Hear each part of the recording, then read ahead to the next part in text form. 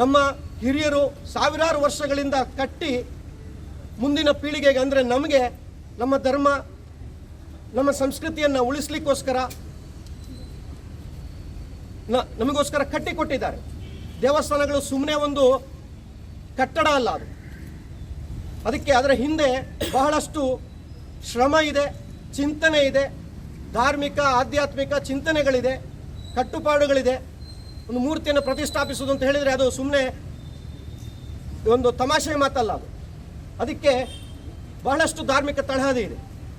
ಅಂತಹ ನಮ್ಮ ದೇವಸ್ಥಾನಗಳು, ನಮ್ಮ ಶ್ರದ್ಧಾ ಕೇಂದ್ರಗಳು ನಮಗೆ ಅತ್ಯಂತ ಪೂಜನೀಯವಾದಂಥ ಪವಿತ್ರ ಸ್ಥಳಗಳು. ನಮಗವರೆಗೂ ವ್ಯತ್ಯಾಸ ಇದೆ. ಇದು ಪ್ರಜಾಪ್ರಭುತ್ವ ದೇಶ. ಬಹುಸಂಖ್ಯಾತ ಹಿಂದೂಗಳ ಭಾವನೆಗೆ ಧಕ್ಕೆ ತರುವಂಥ ಕೆಲಸ ಯಾರು ಮಾಡಬಾರ್ದು.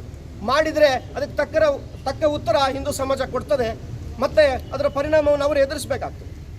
ಈಗ ನಂಜನಗೂಡಿನಲ್ಲಿ ಏನಾಯಿತು, ಅದಕ್ಕೆ ಸಮಜಾಯಿಷಿಯನ್ನು ಕೊಡುವ ರೂಪದಲ್ಲಿ ಸುಪ್ರೀಂ ಕೋರ್ಟ್ ತೀರ್ಪನ್ನು ಉಲ್ಲೇಖ ಮಾಡ್ತಾರೆ. ಸುಪ್ರೀಂ ಕೋರ್ಟ್ನಲ್ಲಿ ಸ್ಪಷ್ಟವಾಗಿ ಹೇಳಿದೆ, ಏನಂತ ಹೇಳಿದರೆ, ತೀರ್ಪಿನ ಪ್ರಕಾರ ಯಾವುದೇ ದೇವಸ್ಥಾನಗಳನ್ನು ಕೂಡ ಪ್ರತ್ಯೇಕವಾಗಿ ಪರಿಗಣಿಸಬೇಕು, ಪ್ರತಿಯೊಂದನ್ನು ಕೂಡ ಕೇಸ್